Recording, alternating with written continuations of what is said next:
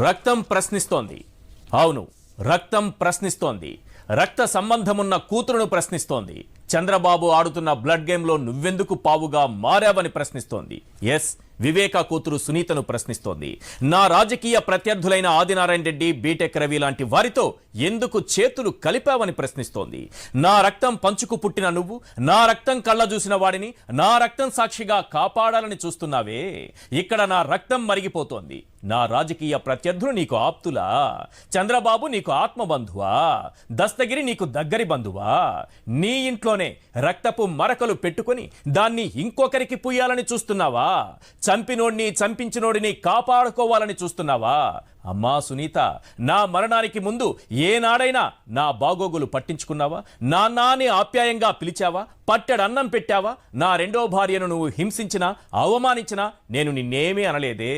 ఓహో, ఆస్తిలో వాటా ఆమెకు దక్కుతుందని, నా తరువాత హోదా పదవి నీ భర్తకు దక్కవని కోపంతో ఉన్నావా? అందుకే నా ప్రత్యర్థుల వైపు నిలబడ్డావా?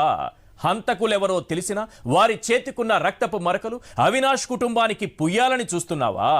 నాడు నేను జగన్ కోసం, అవినాష్ రెడ్డి గెలుపు కోసం పనిచేస్తున్నానని చెప్పింది నువ్వే కదా. మరి ఇప్పుడెందుకు మాట మార్చావు? జగన్ పాత్ర పైన విచారణ జరగాలా? నిర్దోష అయితే వదిలేయాలా?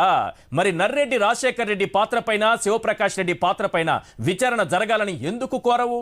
ఓహో, అదే జరిగితే రక్తపు మరకలు ఎవరి చేతికి అంటాయో తేలిపోతుందని భయపడుతున్నావా? ఒక్కటి మాత్రం నిజం, నీ భర్తకు, నీ బావకు ఎప్పుడూ నా ఆస్తి, నా హోదాపైనే కన్ను. ఇప్పుడు చెప్పమ్మా, హంతకులెవరో నీకు తెలియదా? చంద్రబాబును వెంటేసుకుని తిరుగుతున్నావంటేనే అర్థమైపోయింది నువ్వేంటో, నీ విధానాలేంటో అంటూ వివేక రక్తం తన రక్త సంబంధాన్ని ప్రశ్నిస్తోంది. వివేక ఆత్మ ఘోషిస్తోంది.